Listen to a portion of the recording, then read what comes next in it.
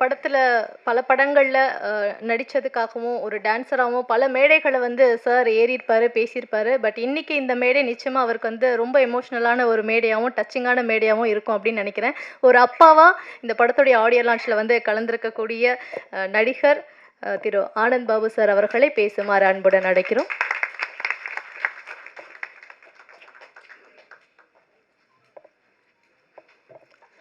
எல்லாருக்கும் வணக்கம். முதல்ல தயவு செஞ்சு எல்லாரும் என்னை மன்னிச்சிருங்க. உங்களெல்லாம் இன்றைக்கி வந்து ஒரு பெரிய என்னுடைய திரையுலக குருவை பார்த்துட்டு வரதில் கொஞ்சம் லேட் ஆகிடுச்சு. அதனால் முக்கியமாக எனக்கு இங்கே நீங்கள் எல்லோரும் பெரியவங்க தான், இல்லைன்னு சொல்ல. பெரிய தலைங்க 3 பேர் இந்த விழாவை வந்து அலங்கரிச்சிருக்காங்கன்னா அது வந்து வேறு யாரும் இல்லை, திரு விக்ரமன் சார் அவர்கள், திரு கஸ்தூரி ராஜா சார் அவர்கள், திரு ஆர்வி உதயா சார் அவர்கள். இதோட ஒரு பெரிய பிளெஸ்ஸிங் என் பிள்ளைக்கு கிடைக்கணுங்கிறது எனக்கு வந்து நினச்சி பார்க்க முடியாத ஒரு விஷயம். இது எங்கள் அப்பா செஞ்ச புண்ணியம். மிஸ் நாகேஷ் ஐயாவுக்காக வந்து இந்த ஒரு அமைப்பு இங்கே அமைஞ்சிருக்குது. அது மட்டும் இல்லை, இந்த விழா நல்லபடியாக களை கட்டிகிட்டு இருக்குங்கிறது என் கண்ணு முன்னாடியே தெரியுது. ஸோ தாமதித்து வந்ததுக்கு என்னை மன்னிச்சிருங்க. இந்த உருட்டு உருட்டு படம் வந்து டைரக்டர் பாஸ்கர் பண்ணியிருக்காரு, என்னுடைய பையன் பண்ணியிருக்கான். தயவு செஞ்சு என்னை எப்படி ஒரு இந்த ப்ரெஸ் எல்லாம் நீங்கள் வந்து தாங்கினீங்களோ அதே மாதிரி என் பையனையும் தாங்கி இந்த திரையுலகில் அவனையும் ஒரு நட்சத்திரமாக்க வேண்டியது உங்கள் பொறுப்பு. நன்றி, வணக்கம். ரொம்ப பணிவா, ரொம்ப சார்மிங்கா, அந்த ஆக்டிவா அவர் அவர் அப்படியே உள்ள நடந்து வரும்போதிலிருந்து இந்த மேடைக்கு ஏறுற வரைக்குமே அவர் அப்சர்வ் பண்ண வரைக்கும் பார்த்தீங்கன்னா, அவருடைய ஆக்டிவிட்டியை பார்த்தே வந்து சொல்லிடலாம் சாருடைய பேரன் தான் அப்படின்ட்டு. பட் அதெல்லாம் தாண்டி நடிப்பில் நிச்சயமா தனக்குன்னு ஒரு தனி இடத்தை பிடித்து மிகப்பெரிய உயரத்துக்கு போவார் அப்படின்ட்டு வாழ்த்தி படத்துடைய கதாநாயகன் கஜேஷ் நாகேஷ் அவர்களை பேசுமாறு அன்புடன் அழைக்கிறோம். எல்லாருக்கும் வணக்கம். Thank you for the press. உங்கள் சப்போர்ட் இந்த ப்ராஜெக்ட் அண்ட் டீமுக்கு வந்துட்டு நீங்கள் வந்திருக்கீங்க, ரொம்ப thank you. And thank you all family and friends. And more importantly legends, thank you உங்கள் அப்பா and thank you family for coming here and blessing this function and show. And என் கூட நடித்தவங்க எல்லாம் அவ்வளோ க்யூட்டாக பண்ணியிருக்காங்க, அதுக்கு ஒரு மிகப்பெரிய தேங்க்ஸ் சொல்லணும். ஸோ நம்ம ஆக்சுவலாக வந்துட்டு கொஞ்சம் அங்கங்கே பார்த்தீங்கன்னா கொஞ்சம் சின்ன கஷ்டத்தில் தான் ஆரம்பிச்சது இந்த ஒரு சின்ன ப்ராஜெக்ட். நம்ம ஜெய் அண்ணன் வந்துட்டு ப்ரொடியூசர் சார், அவர் வந்துட்டு நடுவில் கொஞ்சம் அழகாக கம்ப்ளீஷன் பண்ணி இன்னும் சூப்பராக மக்களுக்கு கொண்டு போய் சேர்க்கலாம் பாதை அப்படின்னு பண்ணியிருக்காரு. ஸோ மியூசிக் டைரக்டர் வந்துட்டு அவ்வளோ அழகாக அந்த சாங்ஸ் பண்ணியிருக்காங்க. ஸோ அந்த சாங்ஸை இன்னும் கொஞ்சம் டிஃப்ரெண்ட்டாக ஒரு கானா பாட்டை எப்படி ஒரு டிஃப்ரெண்ட் ஸ்டைலில் வந்துட்டு கொண்டு வரலாம் அப்படின்னு சொல்லிட்டு தீனா டான்ஸ் மாஸ்டர் பண்ணியிருக்காங்க. ஸோ மொத்தம் டீமுக்கு I thank you all so much and thank you for your support, your blessings. And கண்டிப்பாக இன்னும் மேலும் மேலும் நம்மலாம் இன்னும் வளர்கிறதுக்கு உங்கள் பிளெஸிங்ஸ் கண்டிப்பாக தேவை. Thank you so much. அடுத்ததாக வந்து பேசக்கூடியவருடைய படங்கள் பார்த்தீங்கன்னா அப்படியே கிராமத்து மண் வாசம் வந்து வீசும். அவர் படத்தில் வந்த பாடல்கள் வந்து பட்டி தொட்டியெல்லாம் வந்து ஒழிச்சிட்டு தான் இருக்குது இன்னமும் கூட. சார் படத்தில் வந்த பாடல்கள் அப்படி, சார் எழுதின பாடல்கள் பார்த்தீங்கன்னா இன்னுமே ட்ரெண்டிங்கில் தான் இருக்குது. ரீல்ஸ்லலாம் நம்ம வந்து அதை பார்த்துட்ருக்கோம், நிறைய பேர் நம்ம ரீலும் எடுத்து போட்டிருப்போம்.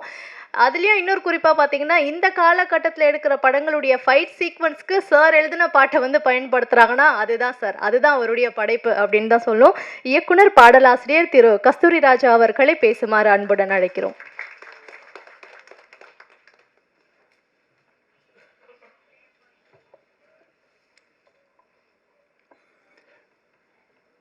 மீடியா நண்பர்களுக்கு வணக்கம், பத்திரிகை நண்பர்களுக்கு வணக்கம். எங்களை வாழ வைத்து கொண்டிருக்கும் கடவுள்களாகிய உங்களுக்கு மறுபடியும் நான் கேட்டுக்கிறது என்னென்னா, அடிக்கடி நம்ம சந்திக்கிறோம், எத்தனை தடவை பார்த்தாலும் சலிக்க மாட்டேங்குது.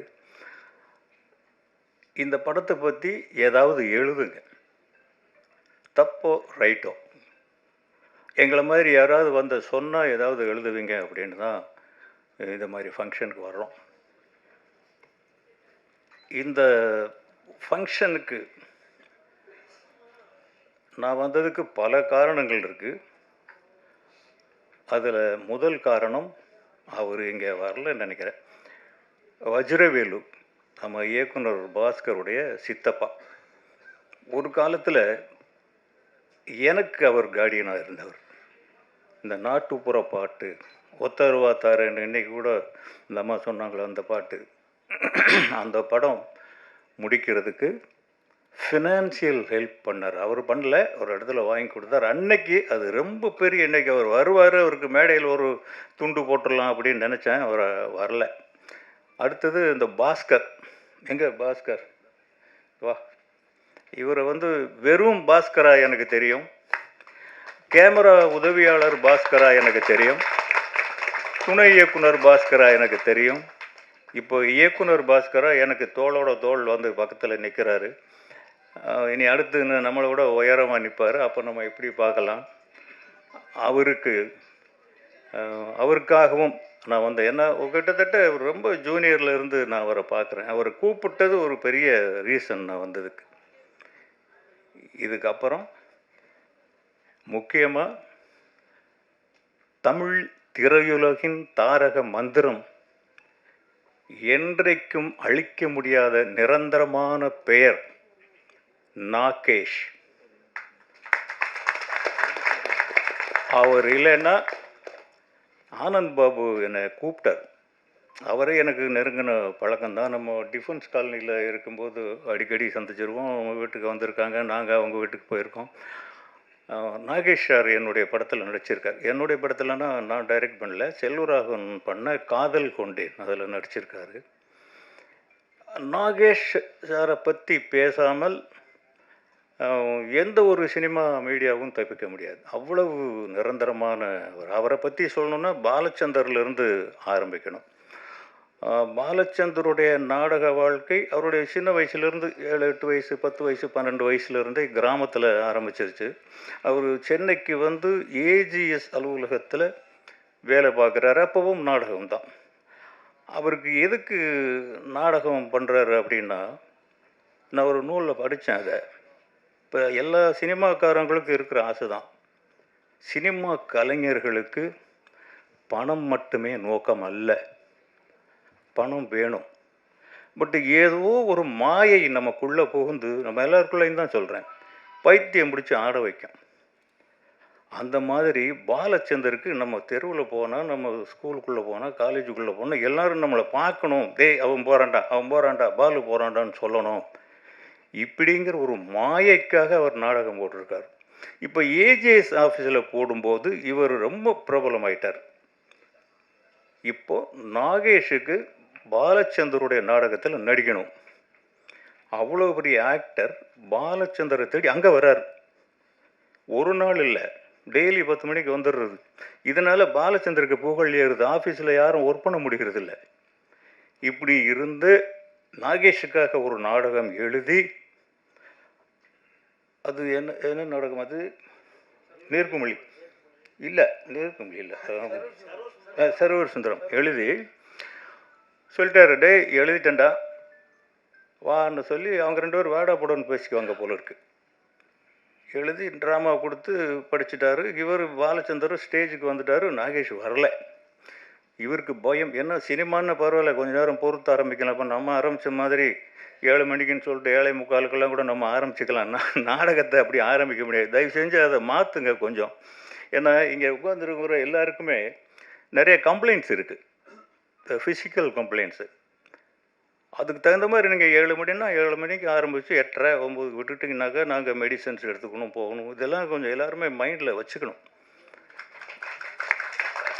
இப்போ வந்து பாலச்சந்தருக்கு வேர்த்து கொட்டுது, மணி அடிக்கிறது அவர் தான் அடிக்கணும். இப்போ நாகேஷ் இன்னும் வரல. எப்படி மணி அடிக்கிறது? ஆடியன்ஸ் எல்லாம் எதிர்பார்த்துட்டு இருக்காங்க. எப்போவுமே பாலச்சந்தருடைய ட்ராமா, எல்லா ட்ராமாவுமே ஹவுஸ்ஃபுல் தான், எல்லாமே பாப்புலர் தான். இப்போ நாகேஷ் வரலன்னா வேறு வழி இல்லாமல் 1 மணி அடிக்கிறார். அடிச்சோன்னா ஒரு பறக்க ஓடி வந்து கட்டி பிடிச்சிக்கிறார். பாலு போச்சுடா. என்னடா போச்சுடா? நீ ஃபுல் ஸ்கிரிப்ட் கொடுத்தியா? அதில் முதல் வார்த்தை தாண்டா ஞாபகம் இருக்குது, வேறு எதுவுமே ஞாபகம் இல்லைங்கிறார். இது என்னடா இது? இவருக்கு இப்போ 2வது மணி 3வது மணி அடித்தாச்சு. இவர் உடனே பிடிச்சி ஸ்டேஜில் தள்ளி விட்டார், போய் அந்த ஒரு வார்த்தையை சொல்லிட்டு வா அப்படின்ட்டு. இங்கே நெஞ்சை பிடிச்சிக்கிட்டு நிற்கிறாரு. பார்த்தாக்க முழு ஸ்கிரிப்டையும் ஒரு வார்த்தை கூட பிசகாமல் அப்படியே பேசி நடித்து அப்ளாஸ் வாங்கிட்டு போயிட்டார் நாகேஷ். அவர் தான் நாகேஷ். இன்னைக்கு வரைக்கும் ஒரு நாளில் ஒரு 10 10 முறையாவது பாலச்சந்தர் சொன்னது நாகேஷோட பேரை தான். கமல்ஹாசனோட அதிகமாக ஒப்பிட்டு பேசுவார். அதை நான் பல இடங்களில் பார்த்துருக்கேன். டே உன்ன மாதிரி இவர் மாதிரி நம்மளால் நடிக்க முடியுமாடா இப்படின்னு கமல்கிட்ட கேட்பார் அவர். அவ்வளவு பெரிய ஜீனியஸ். அந்த உடம்பு வச்சுக்கிட்டு எவ்வளவு பெரிய சாதனைகள் எடுத்த படங்கள் பாருங்கள். நீர்க்குமிழி முதல் படம் யாராவது எடுப்பானா? அதை நாடகமாக எடுத்து சக்ஸஸ் பண்ணி, அதை படமாக எடுத்து சக்ஸஸ் பண்ணி, அந்த நாகேஷுடைய பேரன் அந்த நாகேஷ் என் படத்தில் அவர் ஒரு 4 நாள் நடிச்சிருப்பார், 4-5 நாள் என்னமோ நடிச்சிருப்பார். அந்த நன்றியை தீர்க்கிறதுக்கு ஒரு இடம் கிடைச்சது. இது அதுக்கு தான் இந்த இடத்துக்கு வந்தேன் நான். அவர் பேரனை நம்ம ஆசீர்வதிக்கணும். தம்பி, நீங்கள் எல்லா நடிகர்களும் எஸ்கேப் ஆகிற மாதிரி நீங்கள் ஆக முடியாது. வாட்ச் பண்ணுவாங்க அவங்கள.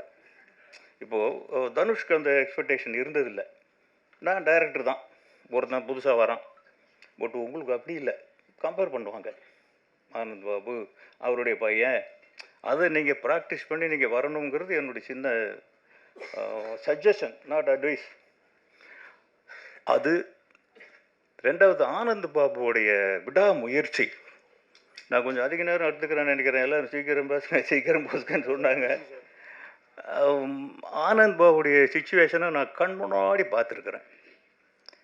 ஏன்னா தனுஷ் இன்ட்ரடியூஸ் பண்ணுறதுக்கு நான் வேறு அலுவலகங்களுக்கு போக வேண்டிய சூழ்நிலை. நானே தயாரிப்பாளராக இருந்தேன், நானே டைரக்டராக இருந்தேன். அதனால் நம்மளே எடுத்துருவோம் அப்படின்னு ஏதோ பை ஃப்ளோக் அதை கொண்டு வந்தோம். ஆனால் அவர் அந்த பையனை கூட்டிக்கிட்டு கடத்தருவில் மிட்டாய் வாங்க அலைஞ்ச மாதிரி கூட்டிட்டு ஒவ்வொரு அலுவலகத்துக்கும் போனார். என்னுடைய அலுவலகத்துக்கும் வந்திருக்கார், என் பையன்களுடைய அலுவலகத்துக்கும் போயிருக்காரு. இல்லை பாபு, போயிருக்காரு. அந்த தந்தையனுடைய வலிக்கு நீங்கள் தான் நிவாரணம் கொடுக்கணும். அதுக்காகவாவது இந்த படம் சக்ஸஸ் ஆகணும். உருட்டுன்னு வச்சுருக்காங்க டைட்டிலே. உருண்டு புரண்டு வர்றது தான் சினிமா. இது உருட்டு பெரட்டி சினிமா போல இருக்கு. அந்த தயாரிப்பாளருக்கு என்னுடைய வாழ்த்துக்கள், எல்லா டெக்னீஷியன்களுக்கும் என்னுடைய வாழ்த்துக்கள். எல்லாரும் ஜெயிக்கணும். சினிமாவில் வெற்றி மட்டும்தான் நிரந்தரம். மற்றதெல்லாம் நம்மளை நிலச்சி நிற்க விடாது. எங்கேயாவது ஒரு இடத்துல வெற்றி நம்ம கூட ஒட்டிக்கிட்டே இருக்கணும். எல்லாருக்குமே என்னுடைய வாழ்த்துக்கள். எல்லா டெக்னீஷியர்களும் நல்லா பண்ணியிருக்கீங்க. மறுபடியும் பத்திரிகையாளர்கள் தான், தயவு செஞ்சு இந்த படத்தை பற்றி எழுதுங்க. நீங்கள் நல்லா எழுதுங்க, நான் சொல்ல வரல. தப்பாக எழுதுனா தான் சீக்கிரம் படிப்பானுங்க விரும்பி. அப்படி கூட எழுதுங்க. அதுக்காக தான் வந்திருக்கோம். நீங்கள் தயவு செஞ்சு எழுதுங்க. நன்றி, வணக்கம்.